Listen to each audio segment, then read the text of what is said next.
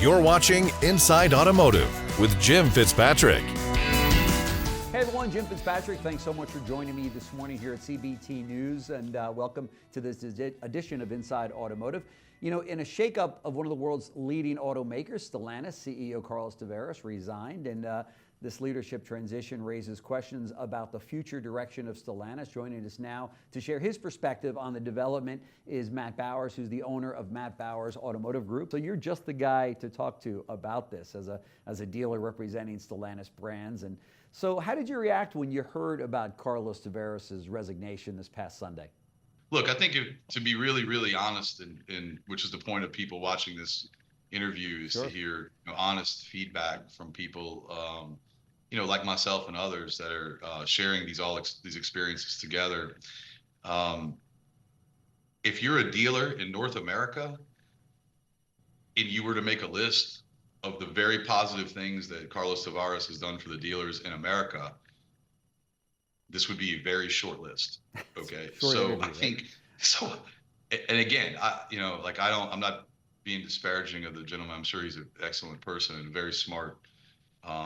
Lord knows, he was running a global company, and he was, he made a tremendous amount of money. But for a dealer like myself in Baton Rouge, Louisiana, it's been a difficult experience during his tenure as CEO. Yeah. And I think I'm excited about change. A lot of your colleagues feel the same way.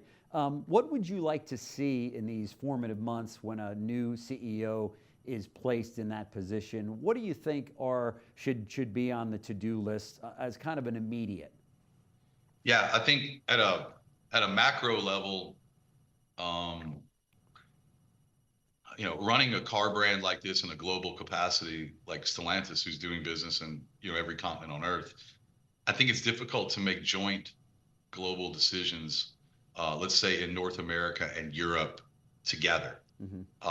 The automotive retail business in Europe, Western Europe, or any part of that continent is very different in its formation and practice than what it is in the United States of America. Yeah. So making joint decisions in terms of product or strategy and stuff like that is very, very difficult. Mm-hmm. So most successful global car manufacturers have really put the United States in a vacuum where you're making decisions in the United States, right, again, in a silo or a vacuum, if you will.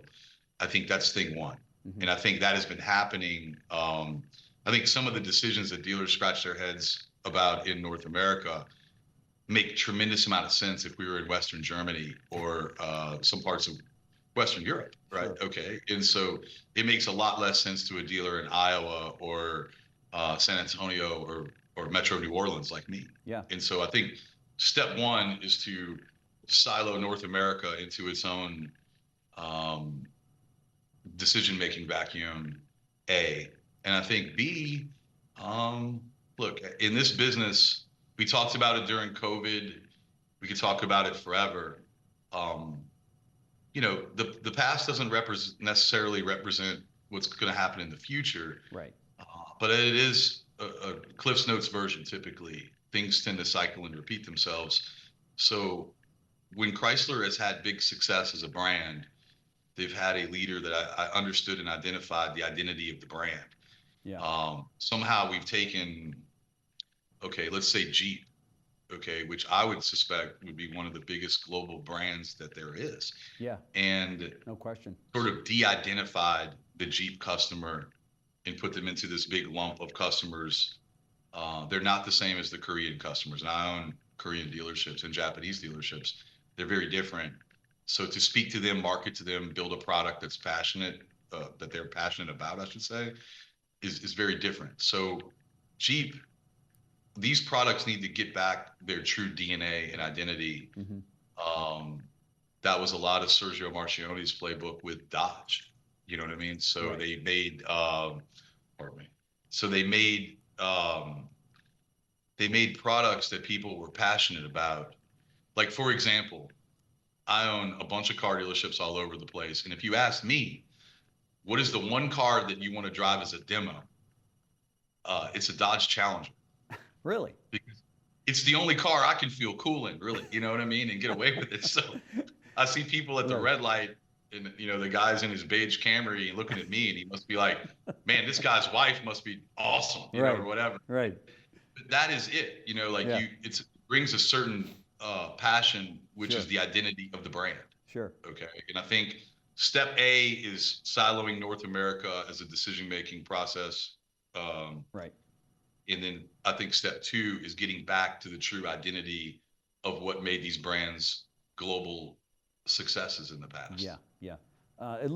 It looked like Carlos was really going after this more of aligning the brands with a luxury line where you would compare it with a BMW or a Lexus or a Mercedes Benz, when in reality it just doesn't fit into that category, right? Well, I mean, I think that when, you got to remember that during COVID, we talked a lot about it. And, I said it here on this show. I didn't think I was 4 times better. Yeah. As a car operator. Right. The numbers suggested that I was, but I didn't think that I was. Yeah. But a lot of people believe that, Yeah. and even at the OEM level, right? Correct. The shifts that happen in behavior, if you're him coming in when he did, yeah, why would you make a Jeep Cherokee that makes very small or zero margin at all? Yeah. Occupy people, time, space. Why would you make those? Right. Why wouldn't you just make $100,000 Wagoneers where you're making 35% margins on these vehicles? Right. The real story is, though, at a store like mine, we would sell 30 Jeep Cherokees a month. Yeah. That's right. Now that segment of the market is buying Korean cars and others. That was the bread and butter car. Correct. It's a core line market share introduction to the brand vehicle. And, but again, if you're just looking at it on paper in black and white, why do we want to make these? Let's make these. This is where the world's going. It's going to content. Now that worked under that set of circumstances that existed when rates were 2.5% and all that. It's probably not the reality of the car business in the United States, though. Sure. Have you had any correspondence or communication with the OEMs since this took place? Yes. They've been out in front on this with dealers. Yeah, I mean, yes, to an extent. Mm-hmm. Chrysler has a very large network in North America, and I'm fortunate. One of the ones the one that I have is a big car dealership, in any state. Yeah. And so I've done multiple deals with them, have long relationships with them over the years. In my opinion, Chrysler has some of the best people in the OEM space, period. Yeah. They've had to do a lot with very little over the years, which produces really, really talented executives out of that. Sure. So they have a deep roster of people. And I think there's some general excitement and enthusiasm to turn the page and let's do something different and new, which might end up being kind of familiar again. Yeah. Having said that about their deep bench, is there anybody that you identify or you'd like to see take Carlos's spot at the helm? I don't know that I'm qualified to weigh in an opinion on that, but I think that that person would have to have a deep familiarity, A, with the company, and B, with specifically North America. Yeah, for sure. And I think that's where you start. Yeah, for sure. And I have confidence. I think that the vision of the board and the vision of Mr. Tavares, had some misalignment that increased that the gap between the two visions has increased to the point where it's no longer tenable. So I would assume that somebody's going to come in with more an aligned vision. And I think the board wants success first and foremost in North America. You cannot run a global car manufacturing company and not have success in North America. Right. I would agree. Speaking about running a successful car dealership and car group in North America, we'll switch gears a little bit. I know you're also a Nissan dealer, and you're committed to Nissan, both on the Infiniti side as well as the Nissan brand. Talk to us about that. I've spoken to so many Nissan dealers around the country. They're very, very concerned about their stores and the brand and its future in the U.S. market. What's your take on Nissan today? Yeah, look, I appreciate the question, and my relationship with Nissan, really honestly, I don't know that I'm known nationally, but if I were known regionally, certainly people would associate me with being a Nissan dealer. Yeah. Because before I was in business for myself, I ran Nissan stores Mm. and It's in, others, but primarily Nissan yeah, stores. it's in your DNA. To be frank with you, I mean, these are the people who put me in business, Yeah. really, you know. And so for that reason, I have a deep love for the brand, Mm-hmm. um, for the people, for the executives there. Mm-hmm. And, I think the future of Nissan is a little um, more murky uh, because, again, what I'm saying, I'm not in boardroom meetings in Yokohama. I've been to Yokohama. This is just my take on what I see, knowing what I know. Mm-hmm. Um, Nissan is a Japanese company, in terms of engineering, all of the technical components of running a car company. They're a Japanese company, Mm-hmm. and the Japanese took their company back effectively a couple of years ago. But again, you have to have a leader and a vision that's in front. And I think that given that whole experience with Mr. Goen, my take is that the Japanese executives have been reluctant to give a long leash, to some of the executives in North America. It seems to me. Mm-hmm. Okay, I could be wrong, but that's Yeah. how it seems. Sure. So again, Nissan is a brand that has an identity. When I think Nissan, I think of the 300ZX. I think of the heritage of these sporty vehicles, Yeah. fun to drive vehicles, Sure. which they make great cars. Yeah. Pathfinder. Yeah. I represent all of them, and they make really quality products. I think over the last couple of years, after Mr. Munoz left, Mm-hmm. and Mr. Goen left, I think that they've lacked a true identity. Yeah. I think some of their formula is, let's try to be like these other people. Mm-hmm. Let's be like Honda, or let's be like them. You need to be, again, Mr. Marchioni did a great job of that, in 2010 and 11. Yeah, that's for sure. He took what they were, the best parts of what they were, and he made it better. Yep. So I don't have really good visibility into Nissan's cash flow. I'm fortunate the stores that I own and operate that are Nissan stores do well. Mm-hmm.